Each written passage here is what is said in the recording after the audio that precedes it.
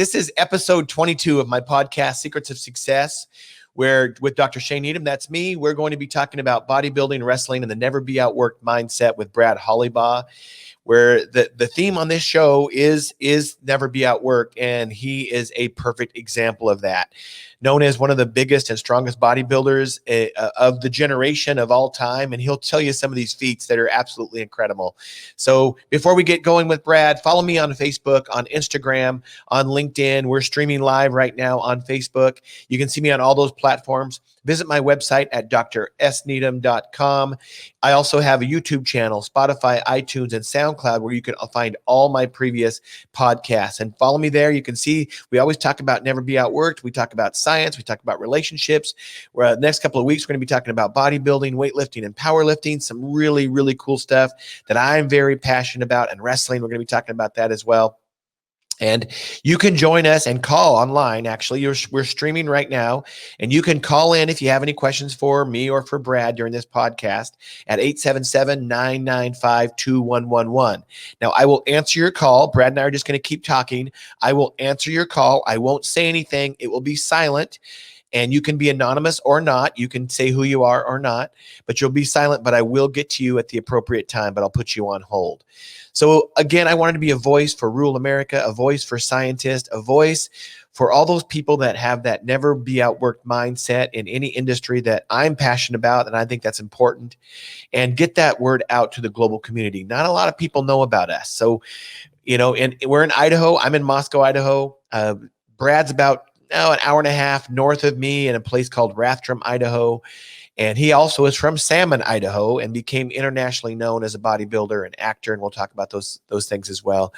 But it's just great to have you on the podcast, Brad. Thank you very, very much. And you have a great...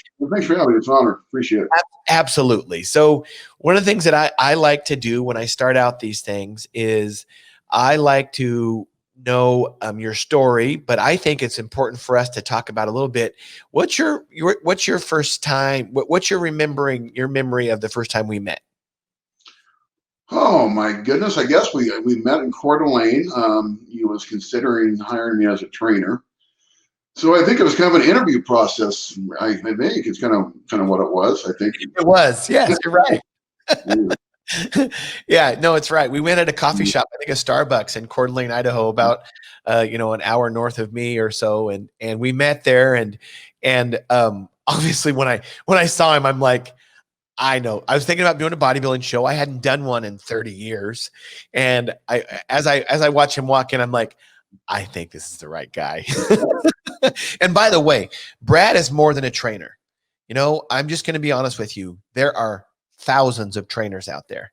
There are thousands of trainers out there that could tell you, here's the routine you're going to do. Hey, I'm going to meet you 3 times a week or once a week or whatever. Brad's way beyond that. Brad's a coach. Brad might know a lot about bodybuilding and weightlifting and training, but he's a coach. There's a big difference, and we'll get into that. He knows how to encourage. He knows how to inspire. He knows how to tell you the truth, and sometimes that truth hurts. But if you want to be a winner and you want to win bodybuilding shows, you get a coach like Brad, and he's one of the best in the game. So that's definitely how we met. Tell us your story, Brad. Tell us your story. I mean, by the way, this podcast could last about 4 hours, because when Brad and I get together, we just talk. Exactly. We just talk about crazy stories, because we're connected by wrestling and bodybuilding and Idaho, and our values are the same.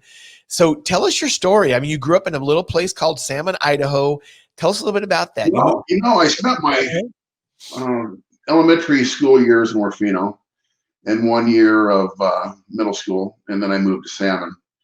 And Salmon, I kind of discovered bodybuilding. I got more into bodybuilding in that aspect. I had a little home gym, and how I went about getting a home gym was kind of an interesting story. I had an old Ford Bronco, 72 Ford Bronco, and I was coming home from school, and my brakes went out, and so I kind of plowed right through the garage, and I was afraid my dad was going to kill me.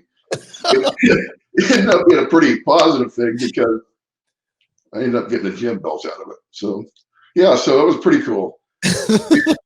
Yeah, that's crazy. I had a nice little home gym, we're back in the 80s now. I'm kind of aging myself here. we're talking about 1980, 1981, 82 range. And so I had a little home gym I trained out of, and I had absolutely no idea what I was doing when I first started training. I thought, if I could train 6 or 8 hours, that'd make me a better bodybuilder. Sometimes I'd train all night, go to school, and I wasn't lacking the commitment, dedication, or the willpower, the perseverance, or the hard work ethic. I was just did not understand basically how to do everything properly. Over the years and stuff, I've learned so much. But I remember, like, when my first show was in 1983. And I've never even been to a bodybuilding contest before. I've never even seen one in person. The only thing I've got my information was from magazines. So no help, no coaching, no nothing. So I went and there was 24 in the class. And I remember Bill Pearl was the head judge. Wow. And so where was this at? it was in Boise. It was at Capitol High School. Is that right? Okay. And Bill Pearl was the head judge. And like I said, there's 24 in the class, and was just huge. I was the youngest competitor. I was 16, all natural. And I remember, there was a couple of freaks of nature in that contest. Any bodybuilding historians out there might remember Brian Sawyer. And Brian was one of the best teenage bodybuilders in the country at the time. And, so I happened to pick a show that he was in. And I believe he won the middleweight class and the overall in the open, as well as the teenage class. Wow. Yeah. So it was a wake-up call. I had, like I said, I was the first show I've ever been to, ever seen. I'm in, and everybody back home, oh yeah, you look good, you're a big kid. And yeah, you go to places like that, you find out that's where all the big kids go. So yeah, so I remember, one of the most probably memorable things about me first competing was I was hitting a riddle bicep, and I was flexing so hard. I was flexing my calf so hard. It started gyrating up and down the floor. And I remember Bill Pearl saying, relax, number 11, relax, try to relax. I was trying so hard. Yeah. But I ended up taking like 16th, I think. If I knew what I was doing, knew how to pose, I probably would have made the top 10. But I was just, bottom line, I was outclassed. Most competitors in the class were 19. Most of them were 19. Wow, that's amazing, Brad. I've never heard this from. I've heard a little bit about this, but you're 16 years old. The difference between a 16 and a 19-year-old, it's huge. That's incredible. And what guts? Takes courage to step on stage and only see in magazines. And wow. And so what did that do for you? Obviously that didn't defeat you. No, it did not. I wanted to get better and better, and I competed again that fall in Pullman, Washington. It was actually for the Mr. Teenage Liston, but they held the Mr. Teenage Liston in Pullman at WSU, and I got third. It was very, very close between. I probably should have got maybe second, but I got third in my second contest. So it's not bad for 16 and being a natural athlete and so forth, And a friend of mine from Orfino won it. He was 19. And wow. Yeah. So yeah, I mean, it's hard to believe, but I remember people's posing songs from back then and everything. I can't remember my name half the time anymore, but I remember, posing songs from back then and what I used and everything. So yeah. It's pretty, it was an interesting journey. When I started this game, it's like, everybody asked me, well, what got you started in bodybuilding? My brothers all had pretty good physiques, were athletes and good football players and wrestlers and so forth. My dad had a naturally good structure. My mom had a thick bone structure, but I remember flexing and posing when I was in first grade. Is that right? I was always known as a muscular, strong kid. Is that right? I just didn't, I just went with it. I was like, I was blessed with this potential, and I just didn't fight I didn't go against the grain. I just went with it. And I stuck with it. And it was a hell of a journey, like I said, I learned so much over the years, and that's what I tell people and stuff.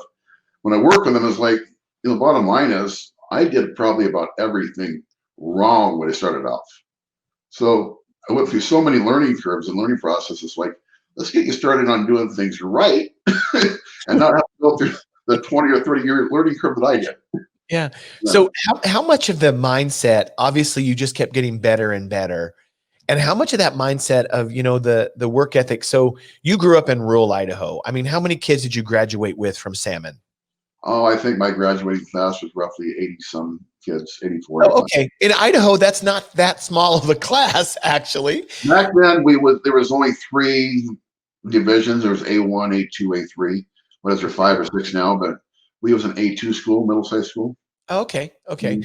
So how much did that rural work ethic and that kind of shape you even in your bodybuilding career and even into today about the never be outworked? I mean, that it's about hard work. If you get beat down and if you fail, so to speak, or if you fall down, you got to get back up and just keep working. How much of that shaped you Oh being my in gosh. Idaho? I mean, you're going to fail, period in life. It's part of it. And, the key up is persistence in your ability to overcome it. And, hard work and dedication, and you adopt the lifestyle of that persistence and dedication. And that's the secret of your success. I mean, hard work is part of it, but you also have to have a very strong mental outlook. It's something you got to actually believe yourself. And that's what I help a lot of people with when we get ready for shows or getting ready to lose weight, drop weight, or do things that, is getting them to believe they can actually do it. Well, I want to chime in there. So I met Brad, let's see, about 3 years ago. It would have been about 3 years ago. And I was thinking about getting back into bodybuilding. And I was always lifting. I mean, so I've been lifting like Brad since the age of 14. I'm not nearly on his level, but I was introduced to it about the same age. I just fell in love with it. And so I've lifted ever since the age of 14. I was thinking about doing a show and so I heard about Brad through somebody else. And I was like, okay, yeah. And then I interviewed him, so to speak, and hired him on the spot, basically. But I remember he looked at me and I mean, this is just what you do when you're a bodybuilder. And it was weird for me because I wasn't used to that. But he's like, okay, let's go to the gym. And then he's like, strip down, take off your shirt, get down to your underwear. And he's like, yeah, you're going to do well. And I'm looking at myself. I knew I had too much body fat as a bodybuilder, but I didn't know what my structure looked like underneath because I hadn't seen it like that in 30 years when you get to 3% body fat, right? But Brad's like, you're going to do well. And the more advice I followed him every single week, he's like, yeah, you're going to do well. It went from, hey, you're going to place in your class in the open division, even with those young guys, to you're going to win your class, to you could win the overall. I'm like, what? And then I started comparing about 2 or 3 weeks out to people who'd won the overall in the past. I'm like, yeah, maybe I have a shot at this. But he just kept giving me confidence in that. And I'll be honest with you. I'll tell you some of the things that he told me during that time period. I just follow his advice. I'm a very coachable guy, and I look at him. I know he's been at the top level, so I just listen to him, right? Did everything he told me to do. And I would actually say, I don't know if that's a good idea. We'd talk about it. He's like, okay, well, you try it your way for a while. And of course, it didn't work. And then he says, let's try it my way now. But I remember some of my stories are, I remember I'm in England. I'm in England at a conference. I'm giving a talk and a scientific talk, and I'm in the middle of preparing for a show. And obviously, it's the best fish and chips in the world in England, right? The best fish and chips. And so I take a picture to Brad. And I'm like, okay, my one cheat meal for the week or whatever. And I took a picture of the fish and the chips, and he sends it back to me. I'm right in the middle of this awesome fish and chips meal. And he's like, yeah, skip the chips. I'm like, oh. I'm like, dang it. I was so looking forward to those chips, but I skipped them.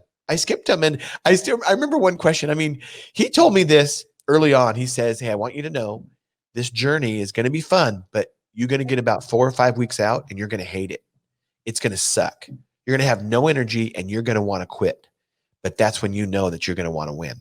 And if you don't feel like crap the last 4 weeks out, you're not ready. And you talk to any bodybuilder like that because you're depleted at this point. You're at 2-3% body fat. You don't have any energy. And so I remember asking him, I would look forward to just any little bitty possible reward for a meal. And I said, hey, Brad, is it okay if I just like have a dinner mint after like a dinner once in a while? Here's what he said. He looked at me, he says, is it going to help you meet your goals? I said, yeah, I'll skip the mint. Anyway, but that you're right. It's dedication and persistency, and that's your secret to success. And obviously you've had that discipline your whole life. And how do you think wrestling helped? So you kind of got involved in bodybuilding and wrestling at the same time. Would you say that's true? Wrestling probably a little bit before. I was Okay.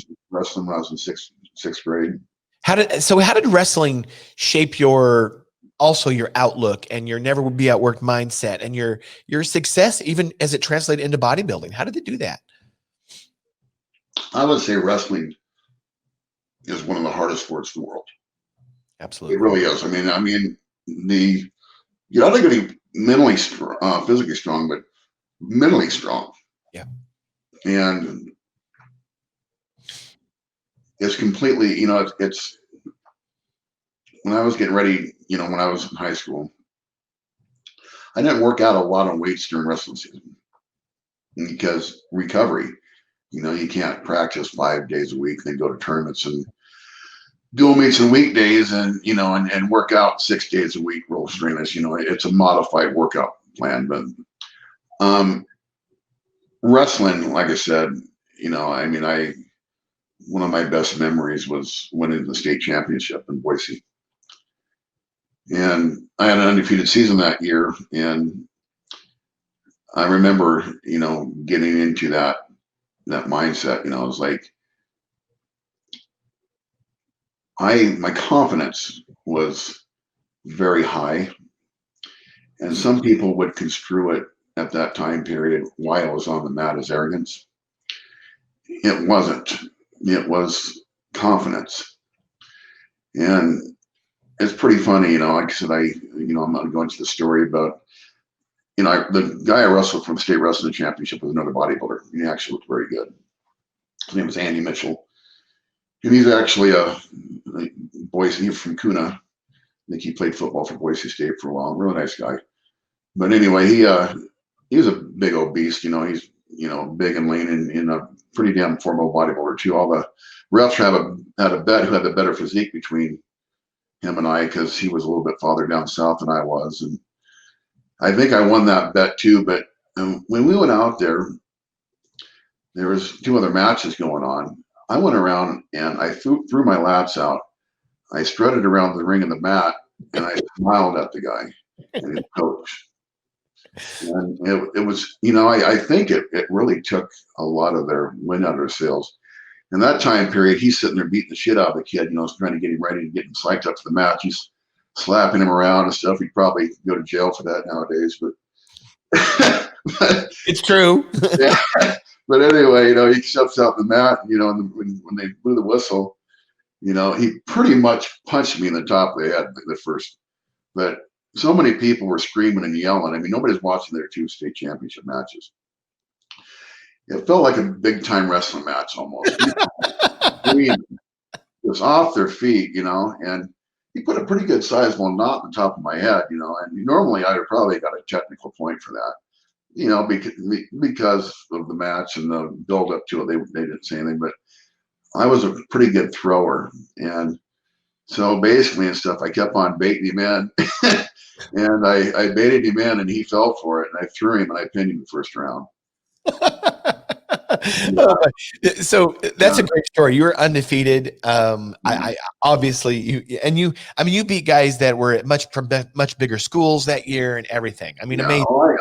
I think I beat some of the best ones in Montana too. We wrestled in Montana tournaments and stuff. But yeah, that was back, when there was, winning state back then was harder, than it is nowadays.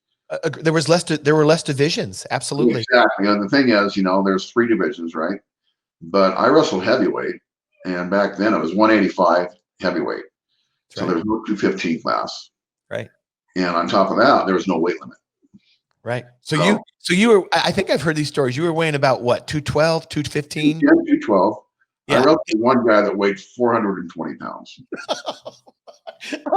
So he weighed 420. How'd that match go? Well, I put him in a head and arm, and I still felt like I was 4 or 5 feet off the ground. It was a really weird feeling and stuff. You can't really conventionally wrestle somebody like that because I mean, they're so big, Right. but You can't really get underneath them. I don't think he was, he was not, a top-notch wrestler in my division or anything, but it was one of those matches like, my God, I mean, he actually outweighed me by double. But yeah, I mean, it's a different time period and things. And, getting into another, I think I might have told you about this, one of the biggest memories of my wrestling career is, I had a lot of hype going into it. A lot of the newspapers were covering me at that time period. And it was after a tournament in Sugar Salem. The the head coach of Shelley High School, was getting ready to leave after day one of the tournament, and a lot of the athletes were gathered around, getting ready to get on the buses and the match, when they were on the mats. And he turned to his teammate. He goes, what do you say? I showed Hollibaugh how to wrestle. And this guy was a real cocky guy. He was the kind of guy that was probably dating the cheerleaders at the time. And, early 30s, kind of a suave, good-looking dude. I think he did pretty good in college. I think he was an All-American in college and so forth. And so, he challenged a high school kid to a wrestling match in front of everybody. Nobody really liked the guy much. I mean, and I said, all right, let's do it. And so we went out there, and we locked up, and I drug him in. I put him in a bear hug, and I broke 3 of his ribs. And I pinned him. I got more accolades for that than I ever did win a state. I mean, for years later, matter of fact, I was down there watching my nephews. This is 25, 30 years later. They still remember it. Oh my goodness. Yeah, like, what? That's not even a good coach. Why would he even, try to take on? Yeah, that was karma. But I mean, you talk about some memories that really stand out and stuff. Is like, you're just asking for bad luck to happen to you. Yeah, you are. Like I said, that just went around, and it was actually pretty comical and stuff. And I think you probably learned a pretty good lesson not to do that kind of stuff. It's not quite right thing to do. Not appropriate at all. Hey, Brad, I'm going to throw up some pictures here. You'll be able to see them too. Let's see. 1 second. And let's see. Give me 1 second. I'm going to throw up a picture here.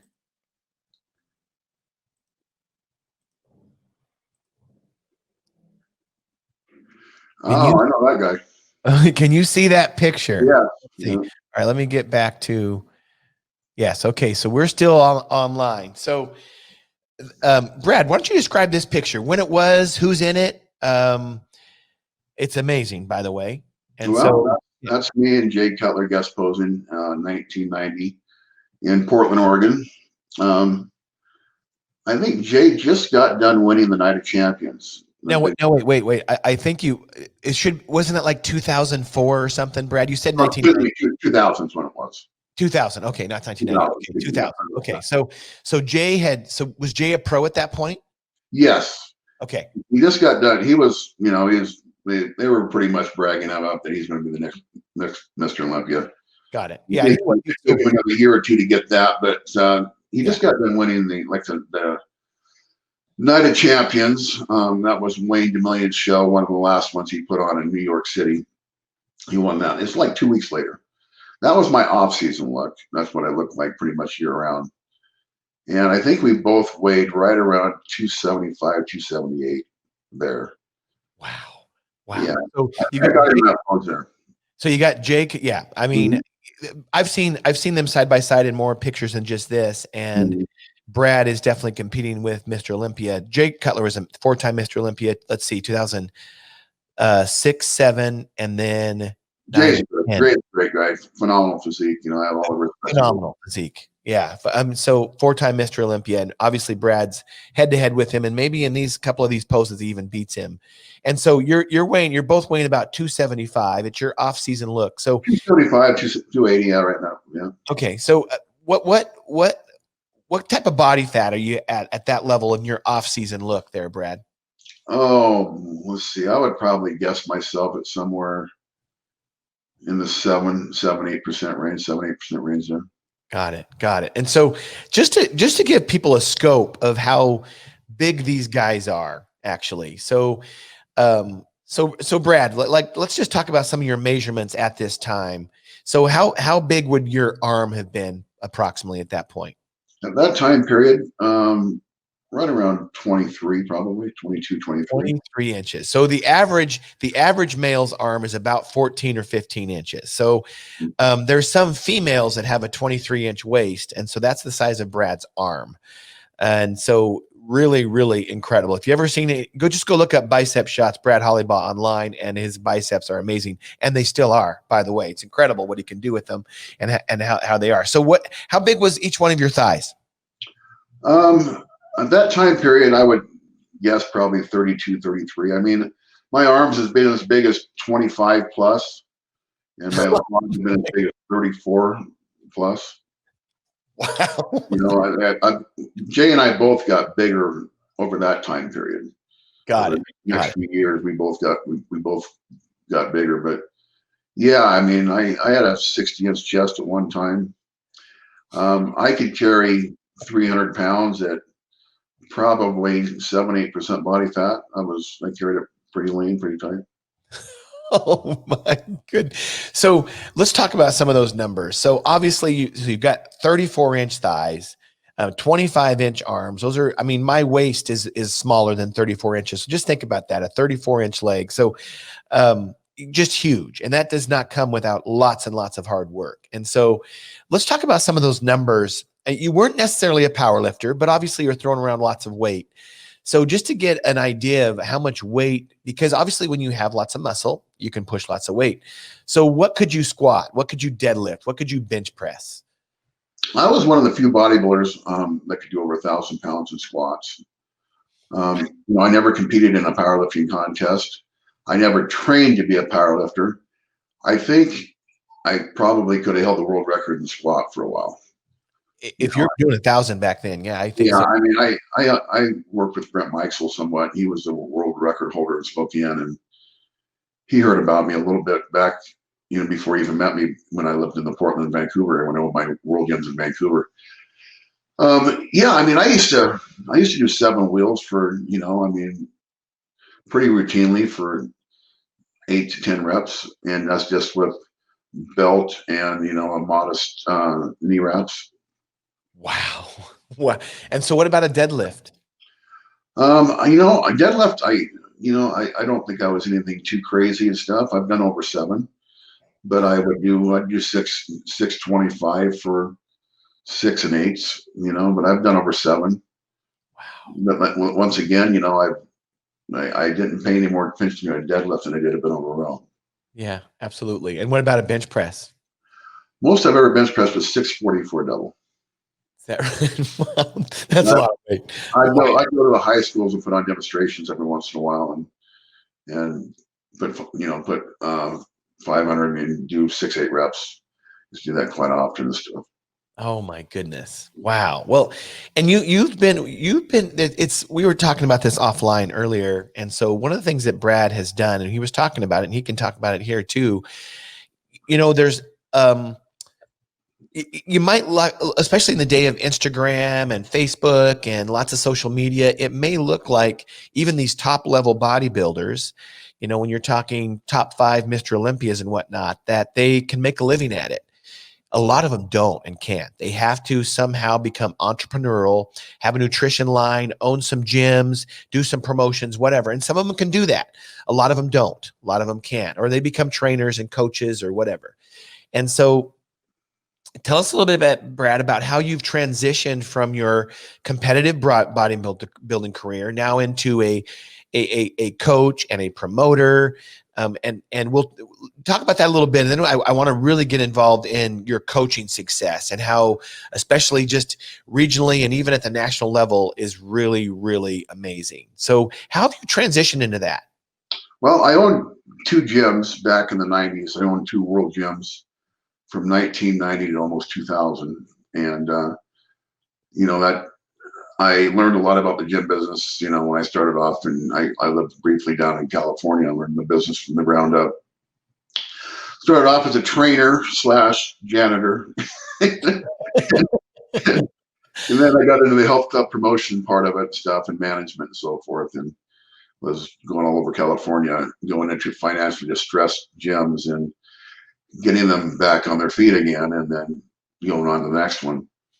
So I decided to move back to the Northwest, and and might as well do that for myself. So my wife and I at the time, her name was Debbie, we made the big move and we moved to Vancouver, and we started the first World Gym there. And a year and a half later, we opened up another location, and we had 5,000 members between both locations. And Wow. they were probably the most hardcore gym in the Northwest for quite a while.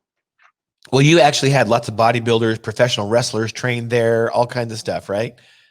Hercules Hernandez, Rodney Piper worked out there for once in a while.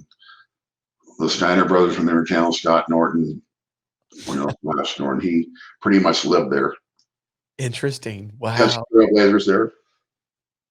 Wow. That's so cool. That's so cool. And so what you transitioned from gyms, and now you even promote shows, you coach people. Talk a little bit about that. And what really drives you? I promoted a show back in the 90s to the Northwest Natural Bodybuilding. Okay. That we had that show for about 10 years, I believe. And that was quite a successful show. I mean, back then it was just bodybuilding. We'd have 100 competitors plus. Yeah. Wow. Wow. And to get 100 competitors in bodybuilding now, that'd be almost unheard of. Yeah, that's really good. Yeah. Wow. But yeah, so yeah, I did that, and like I said, after I got out of the gym business, it got highly competitive, and I was starting to miss my family up here in the northern Idaho region and stuff. So I wanted to move a little closer, so we moved to Spokane. Got it. And I transitioned into how am I going to make a living if I'm not owning a gym? So I got more involved with the coaching. Back, when I owned the gym, I didn't really charge a whole lot for it because, there's members, I was helping them out for, free of, I probably helped a couple hundred people win back then. It was a pretty good deal for them. But, I transitioned into being a promoter, being a trainer. And then I got involved with doing some commercial and acting work. And I started taking the show on the road, with the invention of the internet, around 2000, that started getting pretty popular. And I started getting pretty well known on the internet. So on websites and my increased popularity, I was able to set up training, nutritional clients, acting gigs and stuff, pretty much all over the world. So I become my own business and did very, very well at it for about 10 years. And yeah, I mean, I was on the road 2 to 3 weeks a month, and I technically wasn't even pro. But I was guest posing a lot because I was known as one of the biggest and strongest bodybuilders in the world, and people like to see that. So you branded yourself is what you did. I absolutely did. Yeah, absolutely. That's great. That's phenomenal. That's really congratulations to you. Speaking of strong, you tell us about I think it was you were invited to like a strongman bodybuilding contest in Hawaii or something, and you guys were doing 300-pound one-arm rows. Yeah, you might have seen that video. I was guest posing back there. I was guest posing back there again with Jay Cutler and Mike Matarazzo and wow. And who else was Aaron Madron, I believe, was there. And there's 5 or 6 pros. I was the only one that technically wasn't pro, but I was guest posing with those guys. And I get off an airplane there in Hawaii, and they go, "Well, we've got a live film crew waiting at the gym to see if you want to try to lift a 300-pound dumbbell." And the one that's ever done it in a one-arm row is Ronnie Coleman. Of course. So I'm just getting off the airplane. Ronnie Coleman, by the way, for those listeners that don't know who he is, 8-time Mr. Olympia. Yeah. Yeah, and extremely strong. I mean, the guy was extremely strong. Look him up. The guy is a freak of nature. And so I get off the airplane, and none of the other pros wanted to do it. And I was pretty tired. And I was pretty hungry. I was kind of semi-diet, I suppose. So I said, "Heck, what the hell? Can you get me a chicken and rice on the way, way to the gym? So we got me something to eat." I show up at the gym, I think I had about 5 minutes to warm up because it was live. Yeah, and I did the one arm row with 300 pounds. I do I used to work out with 200. Excuse me, I got the hiccups, but just one second. I used to work out with 200-pound dumbbells. Oh my goodness. So 300 pounds is like, okay, I do not want to make a fool of myself on live TV. Talking about really put it right to you. I don't think Roddy had that kind of situation and stuff. You're on live TV. If you do it, you look like if you don't do it, you look like a dumbass. So I did it. I did it 3 or 4 times with my one side. They didn't show that on TV, but I did the other side about 4 or 5 times. Oh my. 300-pound dumbbell with one hand is heavy. That is incredible. That is really incredible. So when of course when Brad and I get together, a lot of times we meet at a gym, we'll train a little bit and go out to dinner, whatever. And so whenever all is whenever you go to a machine and you're working out with Brad, just put it on the maximum possible.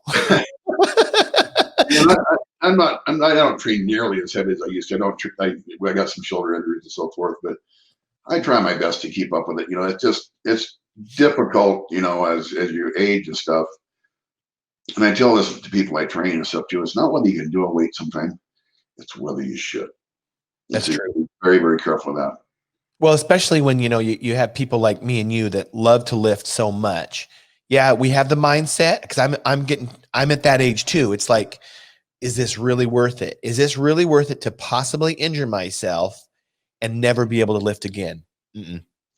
Well, or at least put you out of the game for 6 months, or 3 exactly. months. Yeah. And I mean, that just does so much to your psychic for me anyway. If I can't go to the gym, it's my therapy. I mean, so that is really, really hard. And I think, for most people and stuff, if they've adopted, it's like the same mentality, I guess, for somebody that runs hard and stuff, but there's nothing better for you to help with anxiety and stress and even depression than a hard workout.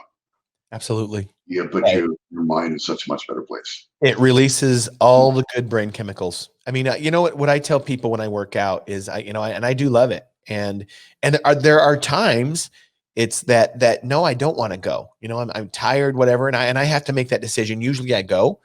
But I have never, ever, and I don't use never very often. It's a fatalistic statement, especially as a scientist. I don't use that word. I have never left the gym regretting that I went. Never. Not once. And I've worked out thousands of times since the age of 14. Well, even a bad workout is better than no workout. It really is true. That's exactly right. My Brad might be humble a little bit here, is that he doesn't lift like he used to, but here's what I can tell you. I'll see him train with guys that are half his age. Yeah. Half his age. They quit. They absolutely quit. And I remember one of the first workouts he put me through. The first one was kind of easy. I don't think he wanted to scare me away too soon, but probably the second one, it was a leg workout. And I actually absolutely think it was actually at Planet Fitness in Spokane Valley. I think he wanted me to quit. And I think, and that's okay. And after we got done with that thing, I felt, like, oh man, I've been taxed, but you know what? I can do this. And I felt like I had more confidence. I actually think that helped him to say, this guy's going to get it done, because I think he wanted me to quit. And I didn't have too much worry with you, Shane. Like I said, the bottom line is, you was coachable. And that's the key to this. I get people that come to me and want help. They sit there, they want to argue every single point. It's like, okay, I'm already worn out and we haven't gotten through introductions yet. Well, I've got to, I won't give too many details because it might give the person away, but Brad tells me this story. He said this one young kid, wanted to go into bodybuilding, wanted to do a show. Okay. So Brad's like, okay, here's how you eat. Here's how you train. Here's how you sleep. Here's what you do. Right. And he went into the locker room and this kid was eating something that Brad told him to not eat. No, don't eat those things. And I think you fired him on the spot, didn't you? Yeah. I said, like I said, I can't help you. He gave me one of those, well, it fits my macros. It's like, oh my gosh, I don't buy into that new way of talking that these young 20-year-olds do, that never get in shape and my guys blow them off the stage. Okay. Yeah. And that's the bottom line is like, you got to listen. And that's all I asked. I'm actually, I try to make it as easy as possible, believe it or not. You actually do. You simplify things. There's no weird core ball training, plyometrics. There's none of that stuff. You're throwing around iron. You're doing hypertrophy. You're getting as big as muscle as possible, as quickly as possible. You're doing it effectively as possible, and you get in and you get out, and you get rest and you eat properly. And it's actually pretty simple. You know what's interesting? Obviously, a lot of you people now have heard about paleo diets, keto diets, whole food diets, all these things. When you go back and you go start back, probably, Brad, you know more than me about this, but you start looking at how bodybuilders have eaten since the 60s and 70s. It's all the diets that are in vogue right now.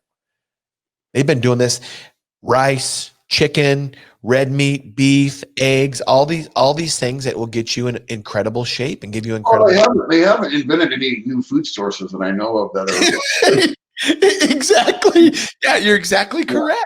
Yeah. The thing is, I mean, everybody's looking for a magic pill, a magic drug. Yep. It doesn't exist. I mean, there's people that's got better genetics and other people that obviously respond better. I was meant to be a bodybuilder. I was meant to do it. I was meant to do it. I mean, that's the bottom line. I was meant to do it. Some other people that I've worked with and stuff have become pretty good bodybuilders. But they had to really work hard, and the thing is, you should work hard anyway. You have to have the mindset, and this is something that if you're going to do this, you gotta learn that the path is not easy. The rewards are good, rewards are great, but you got to learn not to reward yourself with food all the time. I totally. Everybody's reward. Okay, I did really good today, so I get to have a treat. We're not dogs, okay? We need to learn that, maybe your reward is, my gosh, look what I've accomplished. Look at how great I'm looking and so forth. Eat more of the good stuff, maybe, but going out and having a pizza, going out and drinking a beer, or getting drunk, I mean, it defeats your whole purpose of what you're trying to accomplish. Brad, that is a great point because, and I'll be honest, I was kind of raised that way. And so it was hard for me. It was hard for me to break that. And I'm doing it with my children now. It's like, they'll say, we had a good day or whatever. And they'll be like, hey, can we go get some ice cream? And I don't deprive my children, by the way. Okay. But it's like, you have to be very careful to reward yourself with food. No, food is substance. That's it. Food is given to us to survive. And so, and you know what I tell them, I say, let's just enjoy it. Like, they'll be like, because it used to be in certain situations, they'd go on a bike ride and they would say, oh, we're going to go to the ice cream store. And so what I tell them now is, I said, let's just enjoy this bike ride. And that's its own reward. And they get it now. They get it. And I see their performance change. I change. Right. I enjoy the food I eat anyway. I mean, I like, more of the blander type food that doesn't make me feel sluggish after I eat it. Yeah. Yeah. I like it. I mean, I'm definitely not telling people out there not to have a little fun food on occasion. I'm definitely not saying that. But as you can see, looking around, our obesity rate in this country, I believe, is the highest in the world. 67% of the people in this country. Right. And what's crazy about that, we're probably the most educated country in the world on diet and nutrition. Yep. So, I mean, the bottom line is you got to be careful and over rewarding yourself for that. Yeah. And, to me, like I said, part of the journey, when you're getting ready for a show is like, you wake up every day. It's kind of like, okay, what new aspect of my body is going to be unveiled? It's like, wow. I mean, and I remember talking to you about it more than once. It's like, I never thought it could look like that. I know. I mean, you would see daily changes. Mm-hmm. People that say, oh, you can't see daily changes. You can. You really, really can. Now, here's what I know. I was training mostly during the winter with Brad, and obviously Brad does this for a living. And he can look at somebody and tell you what their physique is like, if they could be a good competitor. He can tell you. So you'd walk in, and he'd say, you're bigger and leaner this week. I'm like, oh, really? And he would actually even guess my body fat. Like, I remember one time he says, yeah, I think this week you're probably about 6.7. Sure enough, he was within 0.1. and I had a hoodie and sweatpants on. And he guessed my body fat. But that when you do that for a living, that's what you can do. And I think a lot of it, is, with a coach, being a coach and so forth, that I've been blessed with good instincts, and that's a lot of it.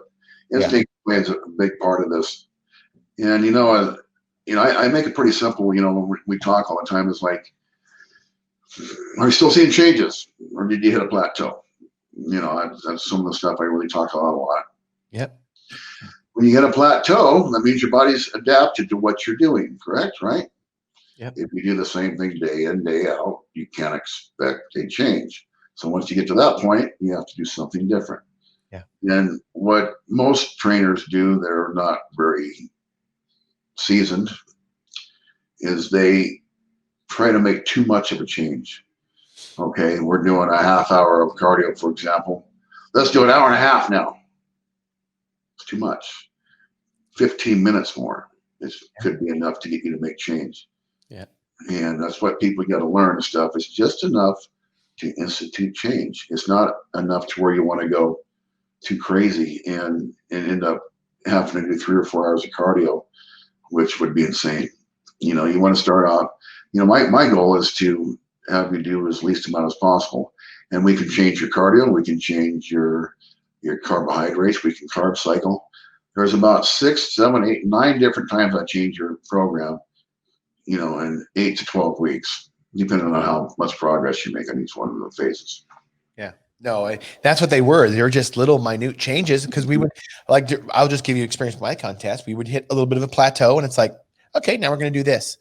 And, speaking of bland food, which I don't find food bland anymore, I eat, hamburger, just hamburger, no bun, nothing like that. I don't put anything on it. Sometimes I'll put on sugar-free barbecue sauce or something like that. But it tastes good to me. Chicken tastes good to me. Pork tastes good to me. Rice tastes good to me. And I remember, and a lot of that I attribute to you, Brad, as you changed the palate that I had of, because we are accustomed to eating sweet, palatable foods. We get used to them. So like me, I don't crave birthday cake. I don't crave ice cream. I'm not saying I don't eat those maybe once a year, but I don't really crave them. I get all my satisfaction from my meats and my oats and my rice. And I still remember, I was basically eating brown rice and chicken and some ground beef and oats. And of course, you're in a caloric deficit, and you're not going to feel the best. I mean, when you step on stage, you don't feel very good, but that's what it takes to win. Okay. That's what it takes to win. And for the people out there that say, well, that's just unhealthy, that's for you to decide. That's for you to decide. I'm not saying that a bodybuilder is healthy the day that they're on stage, but what I'm saying is 364 days a year, they're more healthy than the majority of every single person in the world, because they don't overeat like most people do. I look at it this way. It's the quality of your life. Do you enjoy your life? Yeah. And do you have a positive self-esteem? Is your perception of yourself a positive one? Do you undress in the mirror and like what you see? Absolutely. It causes a lot of depression in the world because people hate how they look. Yeah. And it's important, and we've talked a lot about this, Brad, and I'm actually going to have in the next couple of weeks, a male and a female on separate times on my podcast talk about eating disorders. And a lot of the things that we've learned in our society is that we've learned what a healthy look is. And unfortunately, that has become a look of obesity and overweightness, and it's not healthy. And I'm saying, yes, we should love ourselves, but we should also know what a healthy look is. Okay. And it's not an anorexic look. Okay. No. But it's also not a bulimic look. And so people need to learn that. And you're right, Brad. I look in the mirror every single day. And some days it's like, man, I need to cut back on this, that, or this. Or some days I'm like, okay, yeah, I'm looking okay, whatever. But I have to deal with that. And you're totally right. And I remember learning, I changed my palate, especially during the time that you were coaching me. And we're going to do that again, by the way. Yeah. And so, but I remember I'm like, you're yearning for anything that's kind of sweet or whatever, because that's what you're used to. So I'm like, hey, Brad, I want to put something on my oats, cinnamon. and he says, believe me, it'll taste pretty good by about 4 or 5 weeks out. I'm like, well, what can I put on my meat? Mustard. That was it. Those were the condiments. My condiments were cinnamon and mustard. That was it. Very low sugar, very low glycemic index. And if you want to be anabolic, and so it's very rare, but because of Brad's coaching, I lost body fat and gained muscle at the same time. So people don't tell me it's not possible. People are like, oh, you can't gain muscle in a caloric deficit. Yes, you can. Yes, you absolutely have, and it can happen all the time. So thank you. It was a great journey for me. And I just love your wisdom, not only for the bodybuilder, but for people in general, just to live a healthy lifestyle and have a healthy mindset. And I have to tell I mean, be honest with you, Shane, like I say, I talk a lot about to people I work with about this. When I take people on as a client, I'm more of a lifestyle coach than I am probably just a bodybuilding coach or a trainer. It's treating a person as a whole. Yeah.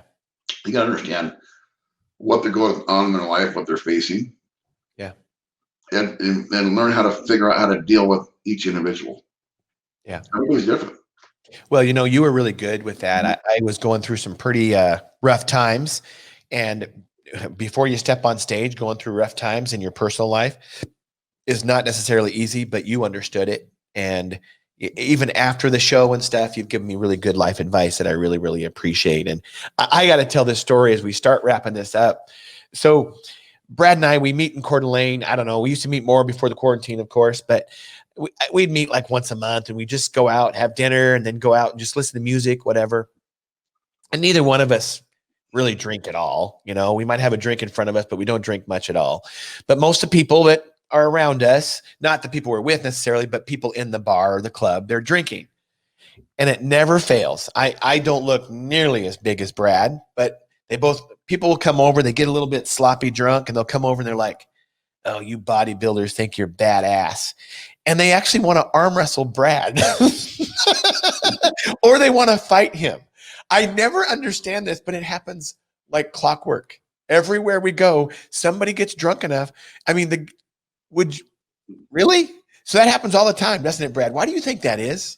Well, it didn't happen quite as much when I was really big, but on rare occasions. But I think what it is when people are in shape and they take care of themselves, it makes people feel insecure about themselves. Yeah. It has nothing to do with you or I and stuff. Yeah. It's an insecurity thing. Maybe their girlfriend or their wife makes a comment, oh, they're in great shape or something. And then automatically makes them feel bad about themselves. Yeah. First of all, like I said, bodybuilding doesn't make me better than anybody else. Not even remotely in that realm make me better than anybody else in what I do. Yeah. I try to be good at what I do. And if you're doing anything in life and be successful, try to be good at it. And that's it. It doesn't make me better than anybody else. It doesn't make me special. Maybe to my mom, but But you are good at what you do. I mean, so some of the facts, I don't know. When did you move to the Northwest and start coaching people? But I can tell you this. Here's what people know when a Brad Hollibaugh athlete gets on stage, they will be in the best condition out of anybody in the show. The judges told me that at my show.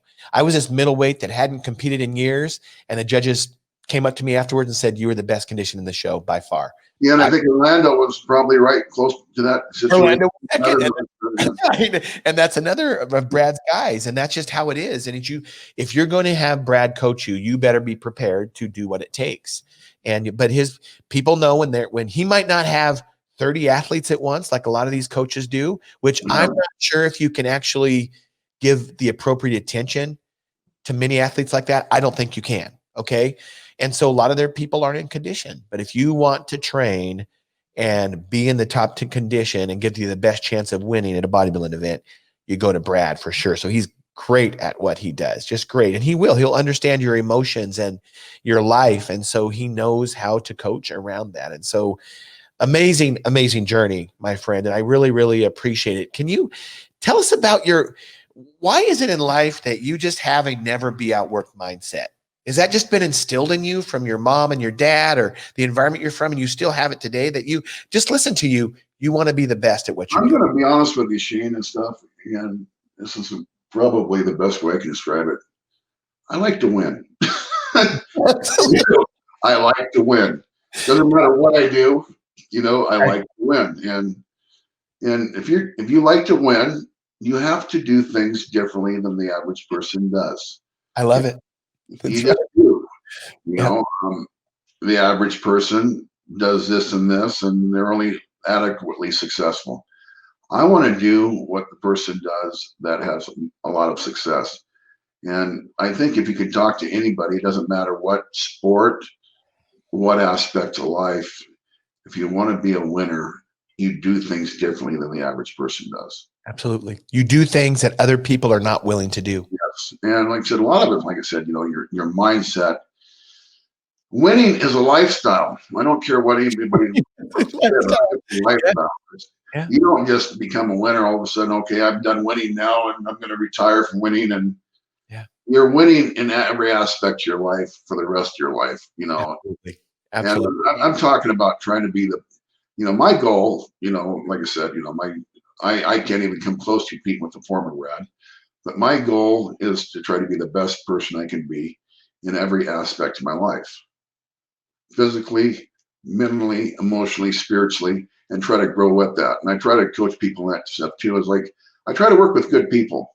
It's like I've worked with people in the past, and they've gotten really good shape. They lack confidence and self-esteem, both males and females. And all of a sudden, they get in really super good shape and they want to leave their spouse. It's like that's not what this is about. Okay. This is about being the best version of you. And like I said, if you can be the best version of you physically, mentally, emotionally, spiritually, it's a pretty good world. Well, it's interesting you say that, Brad. And, obviously, you and I might not be in our primes in certain things anymore, as I approach age 50 and you're already there by a couple of years. But I'd be pretty much bullshit with the best of them still, though. I know you would. I mean, and I know we can, but my point is you say, you don't compare to, and I've reflected a lot about this as I approach the big 5-0, is that you don't compare to your former self. You're better. Our roles change in life. This is just me thinking about this. Our roles change in life. Yeah, you were one of the biggest and strongest bodybuilders. You actually still are. But instead of, like you say, instead of being 3 times as big as most people, you're only twice as big as most people. Yeah, that was a good news. But our roles change. But it doesn't mean we still can't inspire. It doesn't mean we can't educate. It doesn't mean absolutely. I mean, that's what I'm saying and stuff. Where you start lacking in one area and stuff. Like I said, it's just unfortunately nature sucks. As you age and stuff, you just you can fight as much as you can, and we do a pretty good job of it. But it's a fight we're probably not going to win in the long run. It's just unless we really learn some. You're a scientist, maybe you can learn that aspect of Well, we can't fight the physical aspects of age, Brad. But you know what I know what does happen as we get older. I know you're a better coach than you probably were 20 years ago. I am. And I know we have a wisdom and a spiritual, mental, and emotional maturity, maybe not physical as much anymore, but that we didn't have 20 years ago. And that's what life does to us. I think that's God's plan. And I think I can see it in you. I can see it in people like you. And it's an amazing thing. And the people that can transition from that being in top physical condition, whether you're a football player, a Peyton Manning, for example, that will never have the heyday again of playing football. But I guarantee you, funny commercials. So what the hell? Right. But he's going to transition into a different lifestyle, in a different success in life. And you've done that, my friend. And I am proud to be your friend. I am proud to know you. I'm proud to be coached by you. This has been an amazing show, and I really, really appreciate it. The one thing I ask everybody on my show is, like you, we're going to fail, but failures aren't fatal. So I never really look at failures as failures. They're learning experiences. And so can you tell us one apparent failure in your life that maybe somebody looking upon your life would say, oh, he failed at that. Or you might even think, oh, I failed there. but in the end, it caused you more success. Can you talk about that? Oh boy, let's see. Where would I go with that one? I guess, I with my gyms, we at the time we were very successful for years. We had a lot of competition moving in. This is back when the 24-hour fitnesses started moving in. We was one of the first franchise gyms to open in the area. But after, having pretty much the cap on the mark for 8 or 10 years, other big franchise gyms started moving in. So I started cutting a piece of the pie, and we started wanting to do something else. And that was kind of a scary situation when you're used to running gyms and so forth.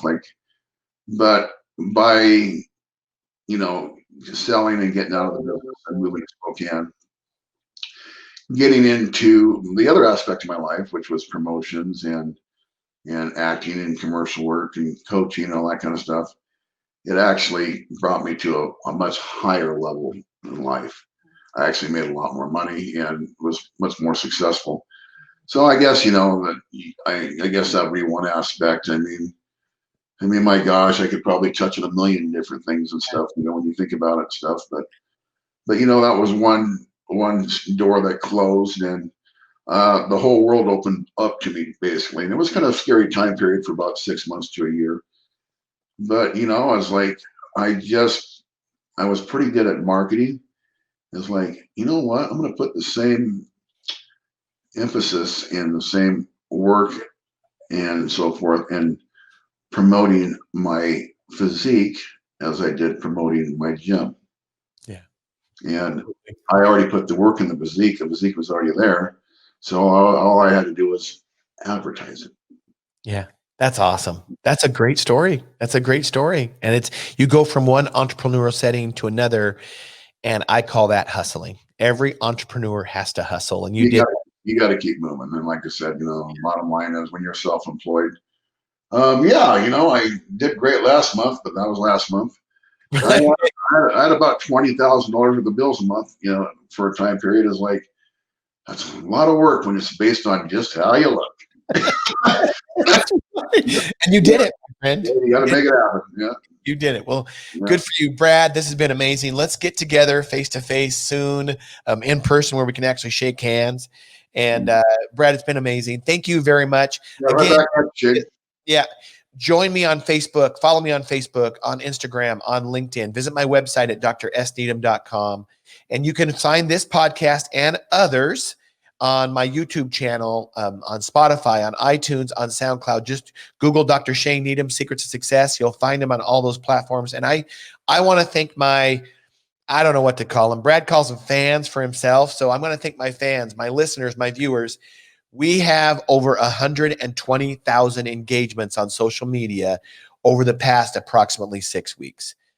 I never thought this podcast and my brand would reach that many people. And all I can say is a big, big thank you. And Brad, I can see the comments already on this one and how many viewers we have already online. This is going to be a huge hit. I can't wait to make it live in the next week or so. And so, Brad, thank you very much. Shane, love you. We will, love you too. We will see you very soon. Thanks again, my friend, and talk to you later. Yep, take care.